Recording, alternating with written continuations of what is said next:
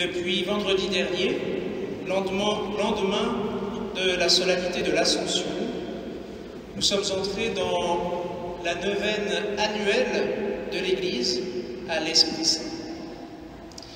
Depuis les origines, en effet, ces 9 jours qui séparent l'Ascension de la Pentecôte sont vécus comme une grande retraite de toute l'Église, à l'image des apôtres et de Marie au Cénacle, qui demandent le don renouvelé de l'Esprit Saint. Et je vous invite ainsi ardemment, si vous ne l'avez pas déjà entrepris, à commencer dès aujourd'hui cette supplique à l'Esprit Saint jusqu'à dimanche prochain, fête de la Pentecôte. Prenez le temps chaque jour de cette semaine de prier l'Esprit Saint, de l'invoquer pour que, comme le dit la séquence que nous entendrons dimanche prochain, il vienne laver, baigner, guérir, assouplir, réchauffer, rendre droit tout ce qui doit l'être. Si vous ne connaissez pas de prière à l'Esprit Saint, vous pouvez, comme le faisait le Père de Montfort, invoquer tout simplement Marie, qui a conçu du Saint-Esprit, afin qu'elle vous obtienne le don du Saint-Esprit. Notre évêque nous a d'ailleurs proposé une neuvaine pour ces jours-ci, que nous pouvons trouver en ligne sur le site de notre diocèse. C'est important pour nous chrétiens de ne pas passer à côté de ce moment d'invocation spéciale de l'Esprit Saint, car nous le savons, il est fondamental, essentiel pour notre existence chrétienne. L'Esprit Saint, c'est un peu comme l'oxygène. Il est tout à la fois vital et invisible. Comme nous le disons dans le Credo, il est celui qui donne la vie. Les lectures de ce dimanche nous laissent apercevoir tout ce que la présence de l'Esprit Saint change, tout ce que son action suscite, tout ce que son invocation permet. Ces lectures viennent raffermir notre foi en cette troisième personne de la Sainte Trinité, l'Esprit Saint, et notre désir de le recevoir. Lui, cet Esprit promis par le Père et par le Fils. La première lecture nous montre, par exemple, que l'Esprit Saint nous permet de voir ce que l'œil de notre corps ne peut pas voir. Étienne, nous dit les Actes des Apôtres, rempli de l'Esprit Saint, a une vision. Alors il est vrai qu'il est peu probable que nous ayons des visions dans notre vie. Mais en revanche, il nous arrive souvent d'avoir besoin du regard de la foi, du regard surnaturel, pour comprendre et vivre certaines situations. Et à ce moment-là, l'Esprit Saint nous est nécessaire. Pour ne prendre qu'un exemple récurrent pour nous, sans l'Esprit Saint, il nous est impossible de percevoir la profondeur du mystère de l'Eucharistie et la présence substantielle, réelle, du Seigneur Jésus dans les apparences du pain et du vin.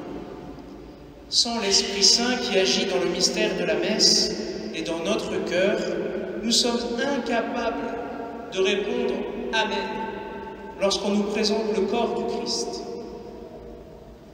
Et d'ailleurs, dans chacun des 7 sacrements de l'Église, l'Esprit Saint est toujours invoqué par ce geste fait par Jésus et transmis par les apôtres, celui de l'imposition des mains. Et dans un instant, au cours du baptême de ces enfants, je referai ce geste de l'imposition des mains, tout comme tout à l'heure pendant la consécration, cette invocation de l'Esprit pour notre vie. Dans toute notre vie, chaque situation peut être regardée par les seuls yeux de notre corps, ou alors par les yeux de notre corps associés à ceux de notre foi.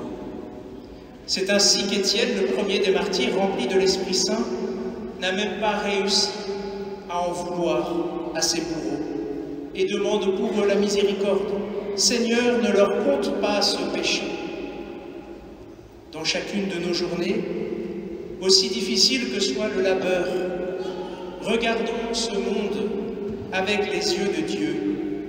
Laissons l'Esprit Saint nous éclairer sur la vérité des âmes et des situations, tout toujours plus complexe que ce que nous croyons en percevoir. Comme Étienne, sachons parfois laisser la foule hurler, mais jamais ne laissons notre cœur prisonnier des rancunes et des haines. Humainement, c'est impossible. Mais par le don de l'Esprit, Étienne et tous les saints et saintes de l'Église nous le prouvent. C'est non seulement possible, mais salutaire. Viens, Esprit Saint, en nos cœurs et envoie du haut du ciel un rayon de ta lumière.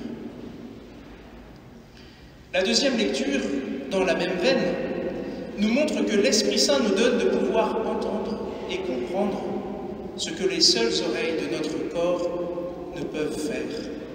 Moi, Jean, avons-nous entendu dans l'Apocalypse, j'ai entendu une voix qui me disait. Nous connaissons tous, j'imagine, des personnes de notre entourage qui sont malentendantes et tout ce que ça peut générer de frustration et d'agacement. Mais nous tous, nous sommes chaque jour des malentendants de Dieu, et spécialement du Saint-Esprit. Mais la différence, c'est que souvent, c'est de notre faute. Nous qui, chaque dimanche, venons puiser à la source, nous mesurons combien nous sommes parfois lents à nous convertir, malgré les appels répétés du Christ à nous livrer à l'action de son Esprit. Et pour une part, c'est une grâce, puisque la puissance de Dieu se déploie toujours dans la faiblesse.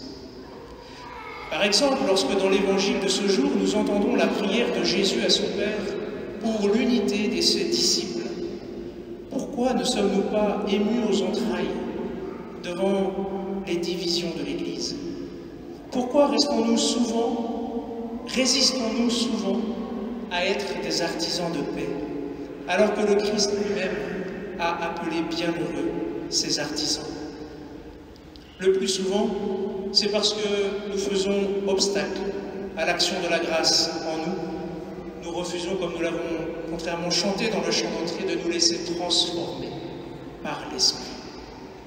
Alors il ne s'agit pas pour nous de nous décourager devant tout cela, mais bien au contraire, surtout en ces jours de l'Église au Cénacle, de désirer être davantage conforme à la volonté de Dieu. Cette volonté, c'est l'Esprit de vérité qui nous la révèle, dans le secret de notre cœur, lui qui nous donne de comprendre ce que l'intelligence ne peut pas comprendre, lui qui nous permet de prier « Abba, Père ». Pour résumer, tout simplement, sans l'Esprit Saint, nous ne pouvons pas être chrétiens. Sans l'Esprit Saint, nous ne sommes que des hommes et des femmes, au mieux un peu spirituels, mais nous ne sommes pas chrétiens. Or, notre vocation, c'est d'être des chrétiens. Il nous faut être des chrétiens, et non pas des êtres simplement animés de belles valeurs. Il nous est donné la joie ce matin d'accompagner 4 enfants au jour de leur baptême. 4 êtres qui répondent à Jésus, comme nous l'avons entendu dans la 10e lecture, celui qui a soif, qu'il vienne, celui qui désire, qu'il reçoive l'eau de la vie gratuitement. Merci à ces enfants et à leurs familles de nous rappeler ce matin la sublimité de notre vocation que le Christ nous a donnée et qu'il nous rappelle dans l'Évangile. Père, ce que tu m'as donné, je veux que là où je suis, ils soient eux aussi avec moi et qu'ils contemplent ma gloire. Le baptême va faire de Maëva, Alessio, Jules et Arthur et a fait en nous des membres du corps du Christ, des temples de l'Esprit Saint, les enfants du Père. Quelle grâce, quelle merveille! Seul l'Esprit Saint agissant en nous, si nous lui laissons la possibilité, peut ne jamais nous faire oublier qu'il n'y a pas de plus beau titre sur la terre que celui de chrétien. Demandons à l'Esprit Saint de ne jamais en rougir et de toujours y être fidèle par une vie conforme à l'Évangile et par la grâce de Dieu. Viens en nous, Père des pauvres. Viens, dispensateur des dons. Viens, lumière de nos cœurs. Consolateur souverain, hôte très doux de nos âmes, adoucissante fraîcheur. Ô Esprit Saint, lumière bienheureuse, viens remplir jusqu'à l'intime le cœur de tous tes fidèles.